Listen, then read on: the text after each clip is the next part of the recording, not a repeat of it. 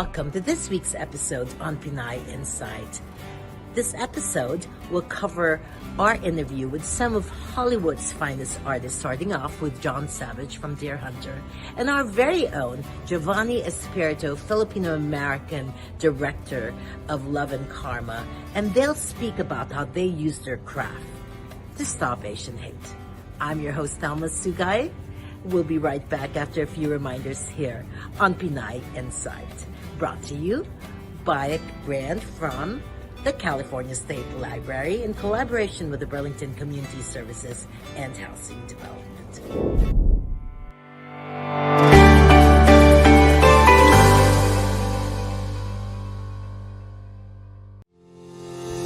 Watch and listen to Jules Gracer at Chatterbox with Jules Gracer, our official media representative for next year's Miss Universe 2023, to be held in Milan. We are so proud of Asian American Press Club of the USS Vice President Jules Gracer. Congratulations.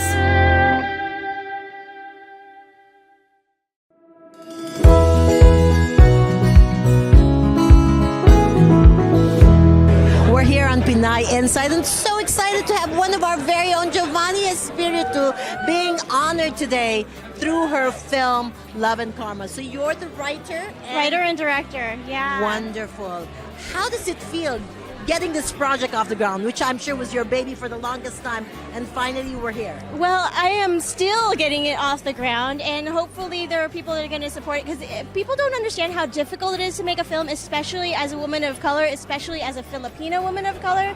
So I am just thankful that we were able to make a trailer with Rachel Alejandro. Yay! So, from that trailer, I think what's happening is that the producers are trying to raise more funds for it. I think that's what's happening. But talk to me. I was impressed with your resume. Oh, thank you. So you went to Harvard?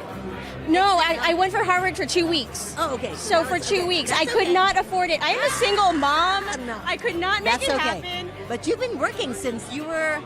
Well, since ER. ER was my first role. I had a... How long ago was this? Oh my gosh, 2003. So I had a... 20 years, I had a recurring... Over 20. Oh my gosh.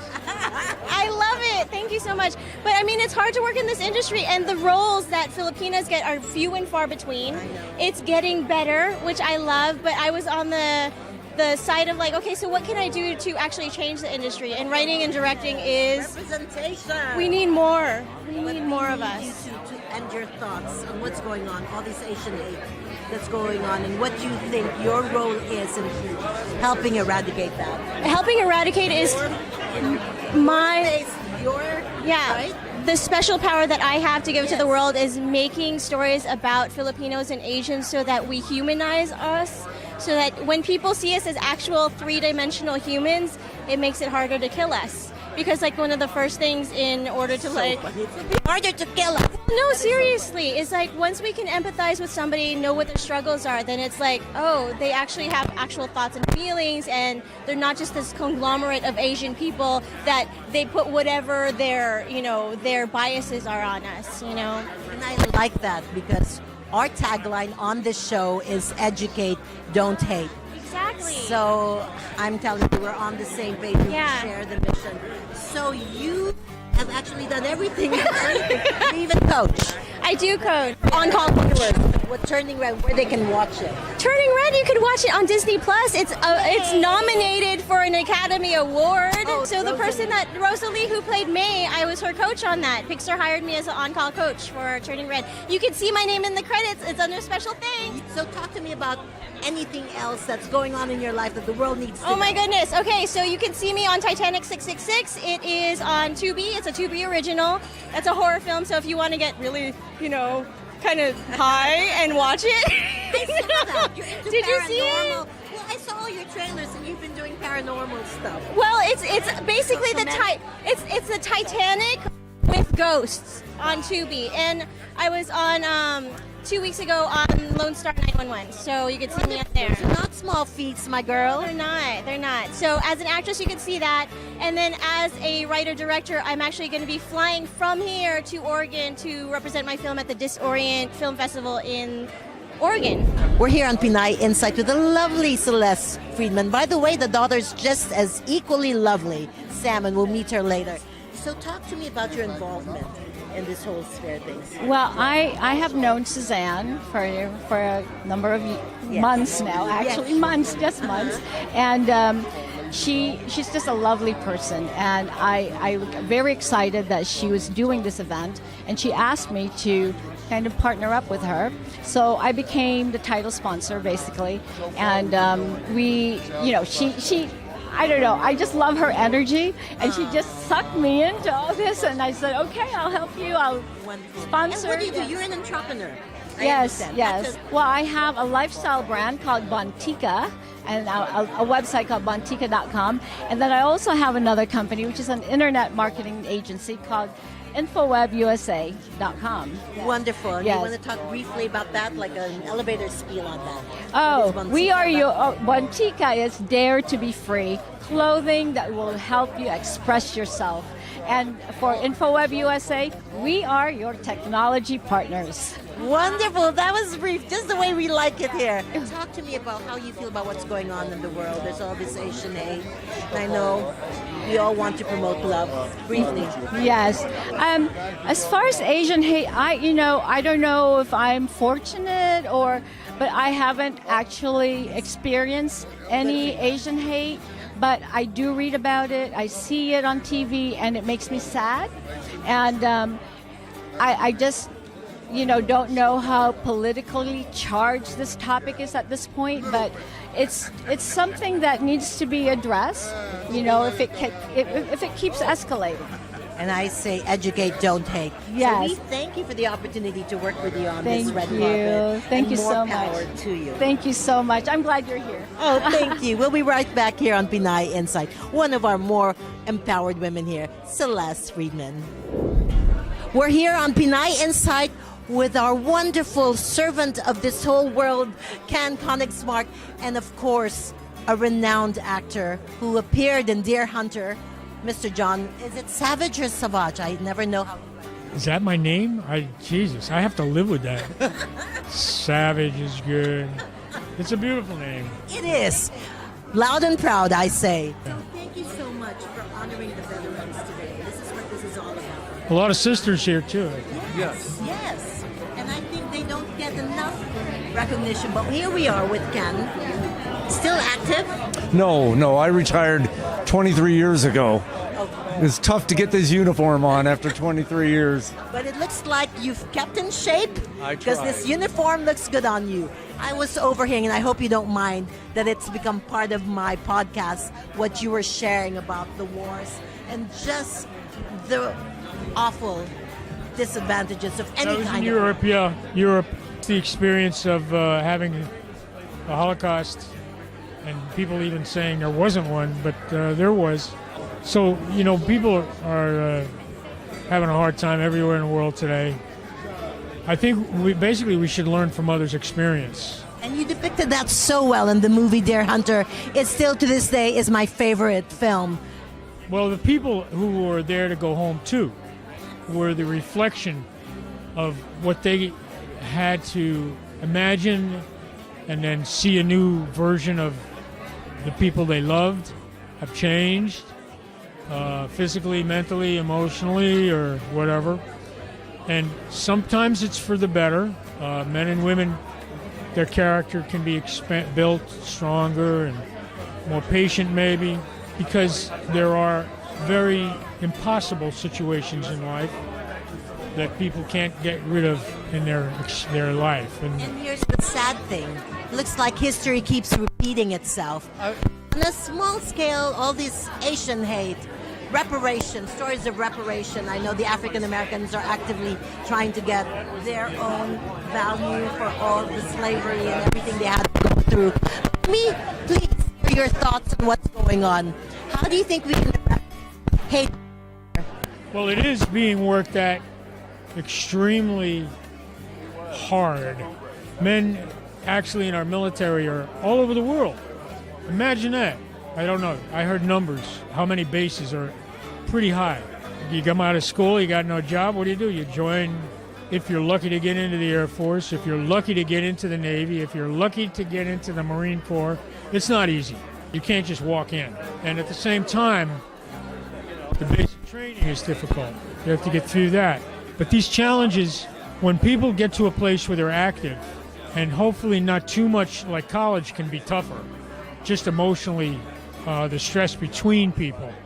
But my experience with my dad, he was in a squad where they all were from the South and racist. Young, short, white men with a bad mouth, in some words. My dad grew up next to an African black community. He shot baskets at 6'9", like at 14. He was so close to some people, we would drive to visit people that he remembered who survived Europe that were black.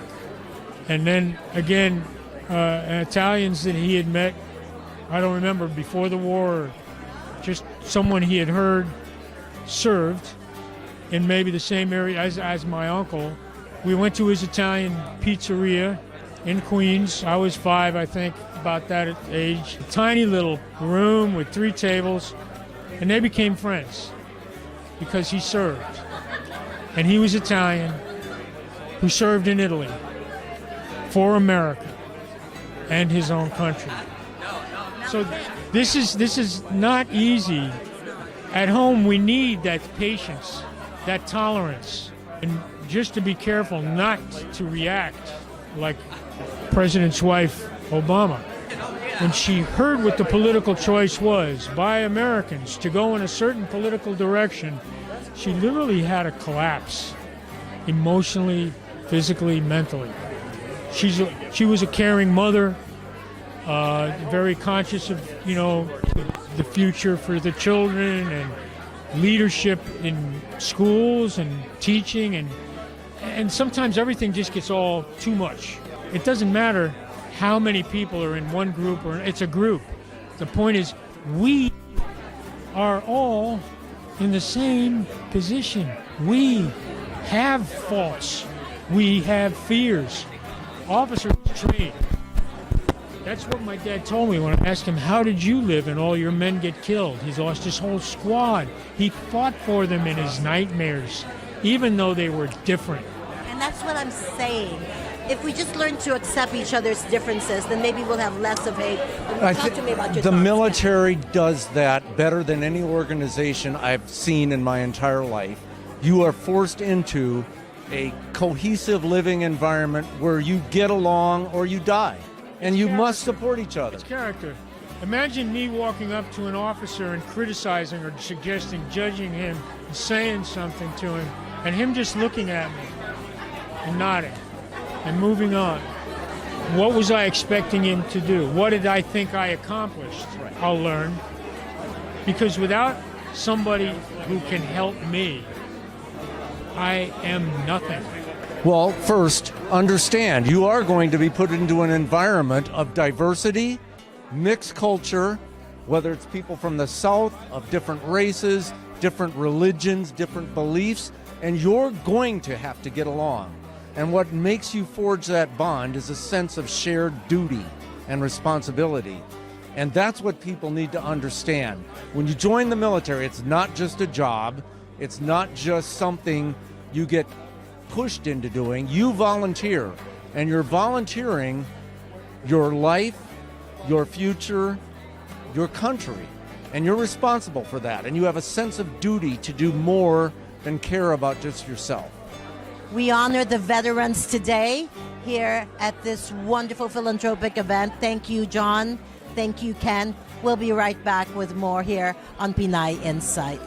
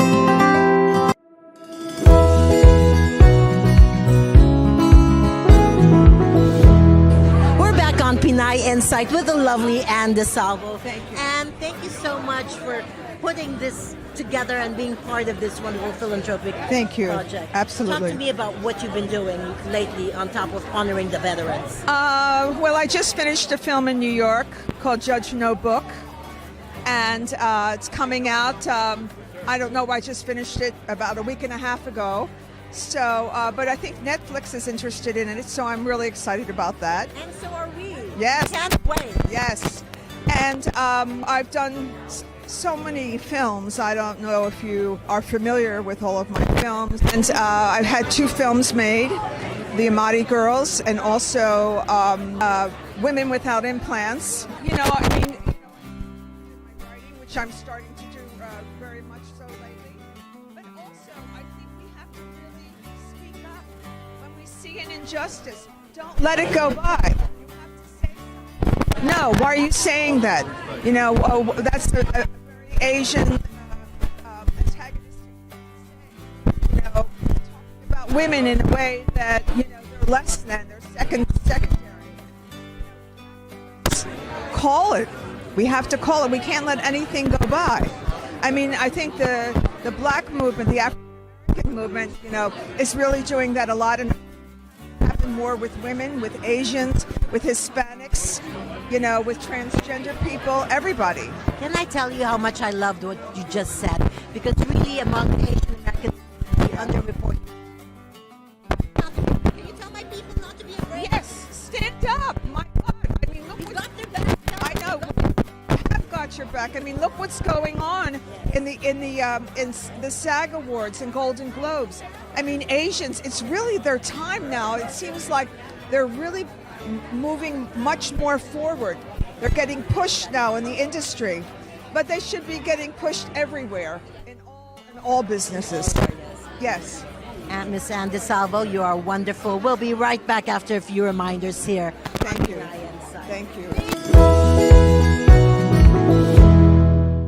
Hi everyone, this is Cecil Wong Chung of the Asian American Press Club of the US. Along with me is Jane Megan Chang of Jane Rockstar Salon LLC located in Artesia, California. Hi Jane. Hi Tita, good evening. Yes, good evening to you and thank you for stopping by tonight. Oh, definitely. I really went here when you right away called me, you know. Thank you. Thank you. Thank you for inviting. Thank you for coming. So, tell us, you migrated to the US 10 years ago. What was life or how you transitioned from being a brand new immigrant to the United States as a very, very strong gospel singer and the owner of Jane Rockstar Salon LLC? So, Tita, back in 2013, I've always liked singing, even in the Philippines. I've always sang in the church, and I've always had that, you know, foundation with God. So when I arrived here, I always had a dream, and I've always liked beauty and everything about hair, makeup, hair, everything. And when I arrived here, I said to my auntie, auntie, I want to do something, you know, I don't want to just stay in the home while waiting for the green card. So my aunt was like, okay, let's go to enroll you in high school. And my auntie said, okay, let's go here at Oceanside College of Beauty in San Diego. And unfortunately, they said I'm not allowed to enroll anymore because I'm already done in the Philippines. And we tried to go to college and they didn't allow me because I have to wait 1 year. And finally, my auntie said, let's enroll you to cosmetology since you like it. And I think it's like God's plan because there was no complications at all. I got in the day that I enrolled, the day that we went in the cosmetology school. So, so being in that area, I was already enrolled in the cosmetology school. I was always having like, you know, something that is missing in my life that time because, you know, in the Philippines, I used to do singing, and here I'm like, okay, now I have this, I'm going to cosmetology school, but I don't want to lose my connection with God. So I went ahead and still sing, for gospel songs and churches. And later on, we were able to not migrate, to go ahead and move from San Diego to Los Angeles for a better opportunity. And the start was really hard. I didn't have a car. I was walking in the street looking for work when I just got my license. And I'm like, okay, I'm just going through salons. And I was like, Lord, I don't know what I'm doing. I'm just walking. I have no car.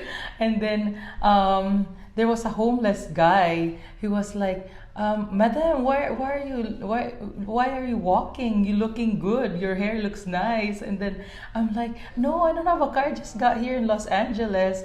And then she was like, oh, I'm actually really hungry. And then I gave him my last $5. So I was gonna use that $5 to use the bus. But that $5 was not a waste, because that day off I was able to get in the salon, my first salon that I work at, which is Fantastic Sam's. So even though you gave your last centavo to the homeless person, and I feel like that was God, I was able to get into beauty right away, my first job. And then later on, years later, 10 years in the making, I was able to meet a lot of people in Los Angeles. And I didn't really do a lot of marketing, but it's more of like word of mouth that really got into the people. Oh, she does hair, she does this. Before, I didn't have a salon yet. I was just working at the salon company, and I would just do it in my kitchen, and they're willing to go in my kitchen and get their hair done. And then later on, the client just keeps growing, and my auntie and my uncle, who actually petitioned us here, totally recommended me that, Jane, it's time for you to open up your own spot. So I went ahead and opened in Long Beach, California, 100 square feet space, and the pandemic striked. The pandemic struck, and I'm like, oh my gosh, I had the last $2,000 in my bank account, and it's gone. And then the pandemic struck, the whole salon closes. So I'm like, Lord, I don't know what to do. I'm like crying, but God made a miracle right that moment. The next few weeks after that, after a few weeks, clients just keeps calling me like, Jane, I need a hair service. And then I'm like, okay, let's go.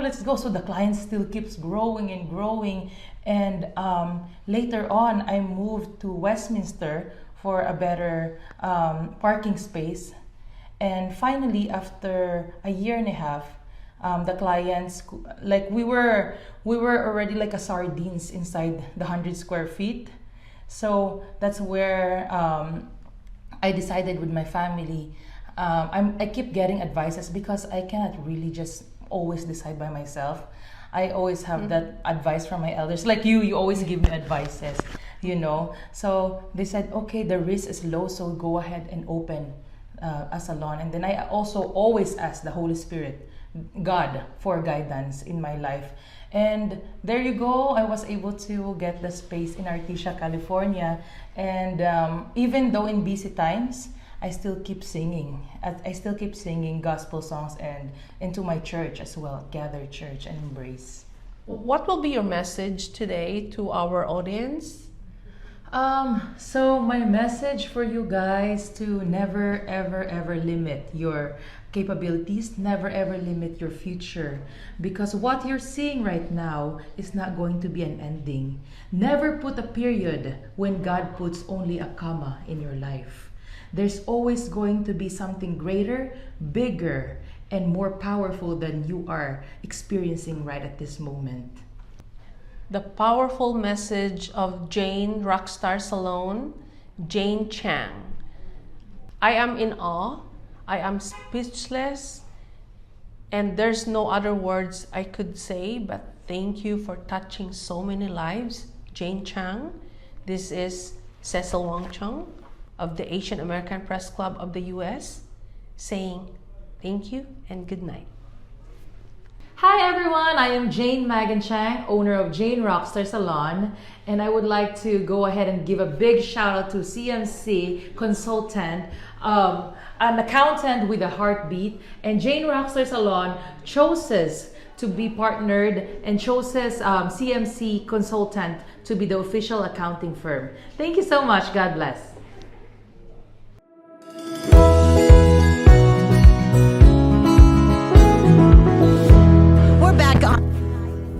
With the handsome, still very handsome, Frank Stallone. Thank you. Hello. It has been a while. I've been getting out much, you know. I know, but that's okay. We miss you. Thank you. Are you still into singing? I know you have Oh yeah, no, we're touring. Yeah, the COVID thing kind of slowed everything down. I mean, from the Eagles down to anything. I mean, it just popped, you know. It's kind of getting its sea legs back. Happy about it. Wonderful. And you want to talk about any tours that you have upcoming? Well, we got some tours coming out, but the big thing's coming out. Big docu-series coming out called The Family Stallone. It's my 3 nieces, my brother, his wife, and me. And the show's done. It'll be on Paramount Plus. We're very excited about it, and we'll see what happens, you know. That is wonderful. You think it'll become a series, you think? It is a series. Oh, wonderful. Oh, it's 10 shows. It's already on Paramount Plus. Congratulations. Well, we'll see what happens. It should be fun. I'm the cranky uncle in the show, so there we go. I can see that. Yeah. Okay, so you've heard of all this hate going around, all this hate, Asian hate. There's I just think, I think we just have, well, the thing that happened on Lunar New Year, it's just so sick. I mean, you can't even go to a party without getting shot. I mean, it's enough. We got enough problems.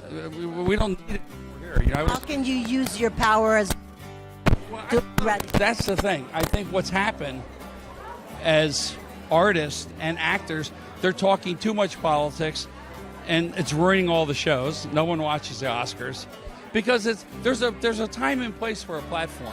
It's like people want to watch the show, see who wins. But I think behavior. I think we have to get law and order back in the streets. I mean, when I grew up, you would never think of this stuff. I mean, police were like, "Come here, son. What thought?" You go, "Okay, yeah." Now it's just they're so disregard. It's crazy. I mean, every day there's a shooting. Every day, like a little kid gets shot. Just terrible. And I mean, I don't like seeing that. I grew up in a different era. I grew up, in an era where the military and everyone had respect. If you didn't, your mother gave you a crack. You know what I mean? So we've lost a lot of that. That's where it's all bad. I mean, you can make. I mean, I've made some records I thought were great, and people didn't like it. You know what I mean? So it's. What made you, the Stallone family, decide to have a documentary? Well, because Sly has Tulsa King, which is a #1 show on Paramount, and they had it in. He's got the 3 daughters that are really nice kids. They just figured, well, it might be interesting. One of the biggest movie stars in history doing a docu-series. So it's actually, I've seen, it's actually pretty good. Good. Because they're good girls. They're good girls. I mean, I think we've had enough of the other stuff. These are girls. They're nice. They're educated. They love each other. They respect their parents. Every other word is not an F-bomb in their mouth. We're tired of it. Yes. I'm sorry. Back after a few reminders here on Pinay. We're here on Pinay Insight with Victoria Mejia of Victoria's Craft. Victoria, welcome to this wonderful philanthropic event. I'm so honored to be here. Talk to me about what it is Victoria Crafts offers and what you'd like to promote philanthropically. Actually, I started this business so that I can promote Philippine culture and traditions. And since I love to design, so I designed this. I love it. It's a mosaic. It's all handcrafted. And then, I love it. yeah. We're crazy over And then, look.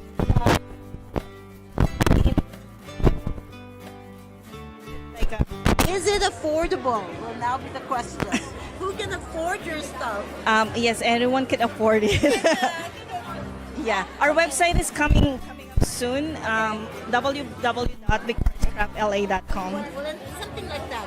Throw a figure and we'll hold you to it. What would something like this cost us? It will range from 900 to 1200. Okay, she can definitely afford it. Okay, but Victoria, you are doing the lot of good. Yeah. I'm assuming some of this is from our country. Yes, actually, all of them came from the Philippines. Wonderful. And, I was able to help a lot of Filipinos there, talented artisans, and we create a lot of job opportunities. Okay, and when you're ready to give out that website, you let us know. We'll be Yeah. right by your doorstep Yeah, promoting thank you you. so much. Thank you. Oh, one last thing. You heard of all these things going around about your thoughts on Asian hate and how you think what it is you're doing can help eradicate it. Well, actually, I would love to like no more Asian hate, but we could probably like help one another to to promote our culture and traditions, so that we could spread all the love instead of hating each other. Yeah. We're here on Pinay Inside with the famous Chef AB. How you doing? How you doing? Of Hell's Hey everyone. Kitchen. Yes. So Chef, this is amazing. Talk to us about what you have here for us. Okay, right now we're running a little low because everybody's setting us up. This is a Mediterranean. This is a Mediterranean tomato. I'm sorry. This is a Mediterranean tomato bliss. It has hummus, Kalamata olives, and the centerpiece right there. That's actually the centerpiece of the tomato. I separate them so you have an explosion of tomato flavor, and it's topped off with alfalfa sprouts. Now, on this other one I have over here is a cucumber watermelon salad with a herb citrus vinaigrette, pickled onions, and microgreens on top. The flavors, the sweet, the sour, the pickled, it's so well balanced and so fresh. And that it is. Let me tell you, I had a few pieces. I couldn't stop myself. I thought it was a full meal I had. So, Chef, I know you said it might take a while for anyone who wants to try your restaurant to get Yes. in. But you said like a 2-year wait. Yeah, no, and that's to get into Hell's Kitchen. Now, what I'm working on now is I'm building my brand. I have I'm from Houston, Texas, so I'm all the way out here in LA with all these LA people, beautiful LA people, and but I'm based out of Houston, and I'm just working on building my brand, my name. We're trying to get more shows. I got my publicist working on trying to get me my own show. So my personality, my food, I wear it on my sleeve, and I cook with my heart and my soul. And as you can tell, We can tell. I could taste the passion. Yes. So I will tell you, we are here for you. Yes, We ma'am. are the Asian American Press Club of the U.S. Blessing. So we do have a podcast. It's all about stopping the Asian hate. Yeah. Well, the great thing about food is food speaks family. It speaks to the heart. There's so many memories that can come out of a bite. You bite something that you had that your mom made, or your grandma, or something that's been so amazing, it's brand new to you. It just brings out the child, you know what I mean? That inner child of people. When you eat it, it's like, wow, it's like you're on this planet, and all there is just that bite. So food brings people together. I agree. And a love, family, and that's what all comes out of a bite. So, Unifying. It's a unifying. and it doesn't matter what race you are. It doesn't matter Mexican, Chinese, Jamaican.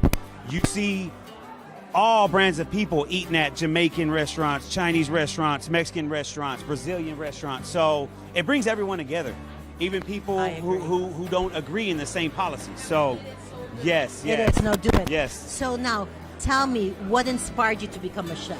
Did you always know you wanted to be a chef? My mom kicked us out of the house and made us play all summer. We got scabs and cuts when we were little because we played outside. So we know we didn't come home until that porch light was on and dinner was ready. So I was never in the kitchen with my mom. I was 30. I went through a fresh divorce, and I was at the end of my road. I was like, I needed to find something so my kids would look up and be like, my dad did something amazing.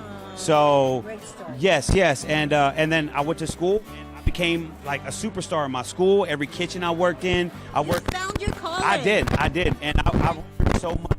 Black sheep in my family, my brothers and sisters, successful, and I had to find a way, and I did. This is a story of hope. I did. My friends. I did. So don't ever despair. Yes. If Chef can do it, so Don't can ever you. give up. Don't ever give up. And like I tell all my students I do inspirational speaking to classes, the schools. I give back to the schools, the community, and one thing I tell anybody is always aim for the best, not to be better than the next person or that person, but be better than yourself yesterday. It doesn't matter if you've cooked for the president and you hit that plateau. Always try to be better than yourself yesterday, and you'll never set yourself up for failure.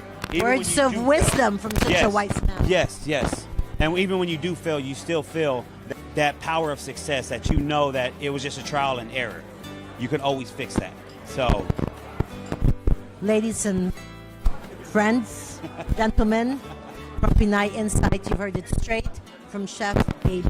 It's a We'll be pleasure. right back after a few reminders here on Pinay Insight. Thinking of premeditated violence, perhaps even of killing someone? Your thoughts cannot be ignored or unheard. LifeTarget.org has links to over 400 services ready to help you now. LifeTarget can help you find a proxy, someone always there to help you overcome your thoughts of violence, anger, and hate. Don't let your negative emotions take control. Your loved ones and your community need the positive side of you. You're not alone. LifeTarget has your back.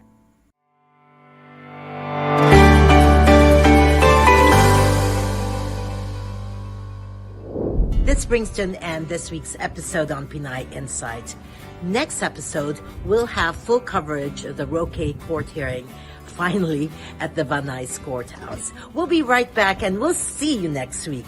Thanks to a grant from the California State Library in collaboration with the Burlington Community Services and Housing Development. Bye. And remember, educate, don't hate.